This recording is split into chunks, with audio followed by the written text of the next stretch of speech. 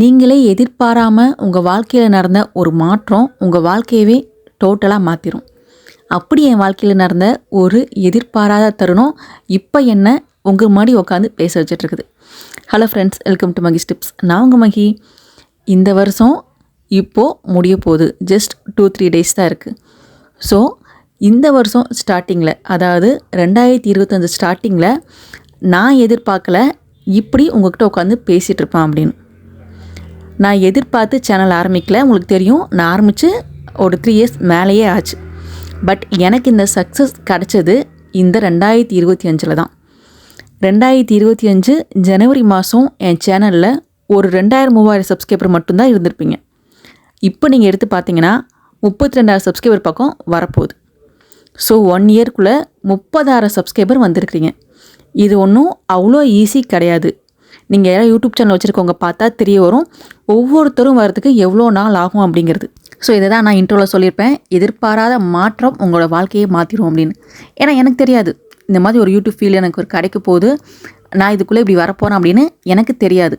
So நம்ம யாருமே வந்துட்டு நம்மளோட ஃப்யூச்சரில் என்ன ஆக போகிறோம் அப்படிங்கிற கனவோட இப்போ ப்ரெசண்ட்டை வாழ்கிறதில்ல. ஒரு ஆசை இருக்கும். இப்போ நம்ம டிஎன்பிஎஸ்சிக்கு படிச்சுட்டு இருக்கோமா, ஜாப் வாங்கிடணும், அது நம்மளுடைய எண்ணம்.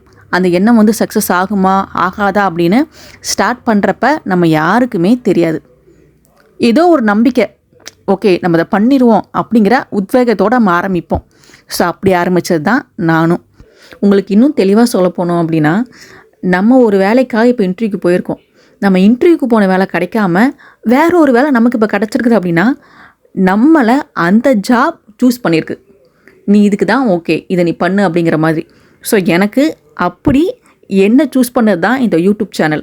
நாம் யூடியூப் சேனல் சூஸ் பண்ணல, யூடியூப் சேனல் என்ன சூஸ் பண்ணிடுச்சு.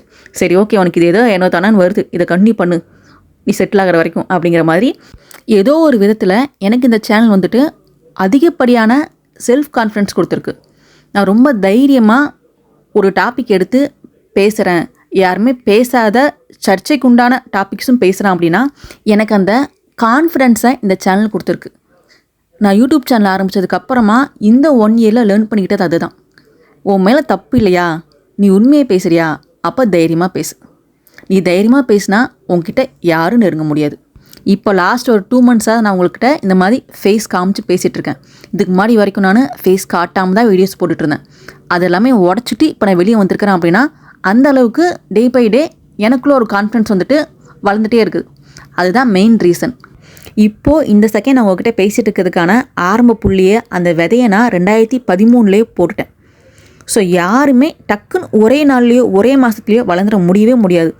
எந்த ஒரு ஃபீல்டாக இருந்தாலுமே சரி, ஸ்டடீஸ் ஆகட்டும், யூடியூப் சேனல் ஆகட்டும், எனிஒன், நீங்கள் எதானாலுமே சரி, அதுக்கான டைமை நீங்கள் கொடுத்தே ஆகணும். டைம் கொடுத்தா மட்டும்தான் நீங்கள் அந்த ஃபீல்ட்லேருந்து கற்றுக்கிட்டு கொஞ்சம் கொஞ்சமாக மேலே வர முடியும். ஜாயின் பண்ணோடனே ஹெச்ஆர் போஸ்ட்டில் உட்காந்துட்டோம் அப்படின்னா அந்த போஸ்ட்டுக்கான வேல்யூ நமக்கு எப்போ தெரியும்? தெரியவே தெரியாதே. கீழ் மட்டத்துலேருந்து ஒவ்வொரு பிரச்சனையும் நீங்கள் ஃபேஸ் பண்ணி மேலே வந்தால் மட்டும்தான் இப்போ நீங்கள் இருக்கிற இடத்தோட வேல்யூ 100% உங்களுக்கு புரியும். அதை உங்களால் தக்க வச்சுக்க முடியும். எடுத்தோடனே ஹை லெவலுக்கு போயிட்டீங்கன்னா அதை உங்களால் தக்க வச்சுக்க முடியாது. சிறுதுளி பெருவெள்ளம். என் லைஃப்பை பொறுத்த வரைக்கும் ஃப்ரெண்ட் சர்க்கிளுங்கிறது ரொம்ப ரொம்ப கம்மி. இப்போ வரைக்கும் என்கிட்ட டச்சில் இருக்கிறது ஒரே ஒரு ஃப்ரெண்டு ஒருத்தி மட்டும்தான். அதே மாதிரி என்னை சுற்றி நான் ரொம்ப அதிகமான ஆட்களை எப்பயுமே வச்சுக்க மாட்டேன். எனக்கு நம்பிக்கையான 4 பேர், இப்போ வரைக்கும் நம்பிக்கையான அந்த 4 பேர். அவங்க எனக்கு ஃபோன் பண்ணிவிட்டு, உனக்கு யூடியூப் சேனலாக வேணாம், நீ படிக்கிறத மட்டும் ஃபோக்கஸ் பண்ணுன்னா நான் கண்ணை மூடிட்டு கேட்பேன்.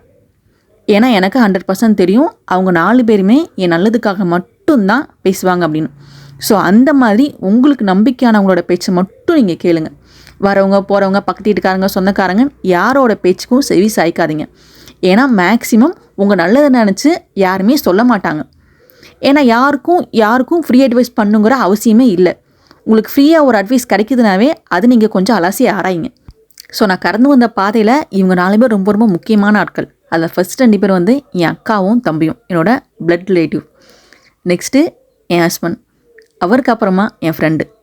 அவள் ஒருத்தி தான் இப்போ வரைக்கும் என்னோடய உயிர் தோழிங்கிறது ஒருத்தி மட்டும்தான்.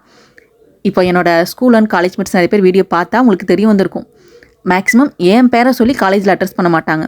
அவளோட ஃப்ரெண்டு, ஓ அனீஸோட ஃப்ரெண்டு தானே, அந்த மாதிரி அவள் பேரை சொல்லி தான் என்னை நிறைய பேர்த்துக்கு தெரியும் காலேஜில். என் பேர் தனிப்பட்ட முறையில் யாருக்குமே தெரியாது. ஏன்னா நான் இப்படி ஒரு கேரக்டர் யார்ட்டையும் அதிகமாக ஒட்டிக்க மாட்டேன், பேச மாட்டேன், ரொம்ப அமைதியாக போகிற ஆள்.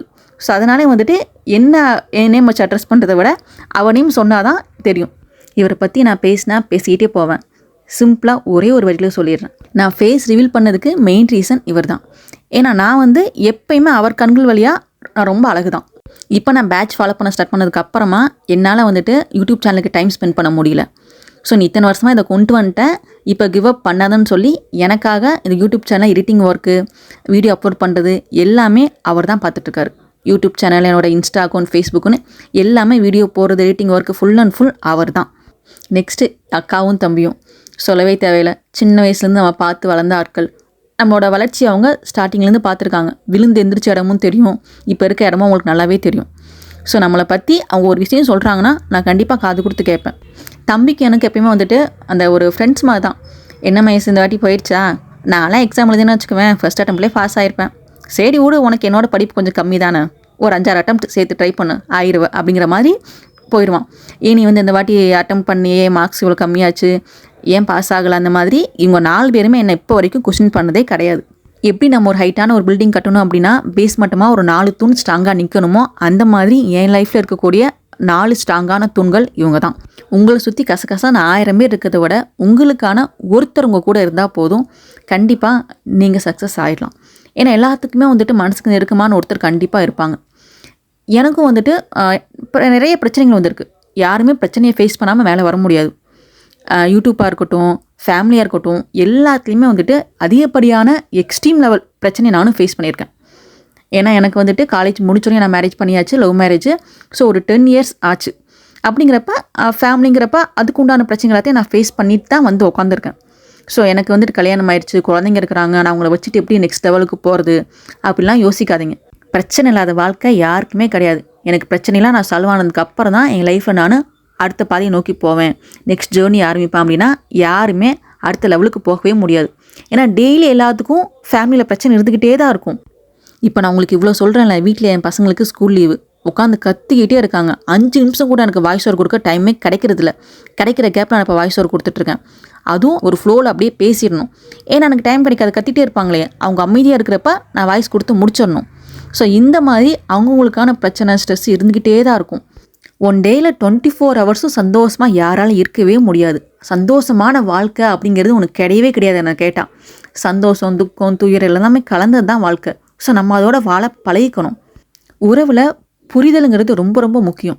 அந்த புரிதல் உங்களுக்கு அதிகமாக இருந்துச்சு அப்படின்னாவே மேக்ஸிமம் பிரச்சனையே வரவே வராது. புரிதல் எப்போ வரும்? உங்களுக்கு ஒருத்தர் மேலே அதிகப்படியான காதல் இருந்தால் மட்டும்தான் அந்த காதல் உங்களுக்கு புரிதலாக வெளிப்படும்.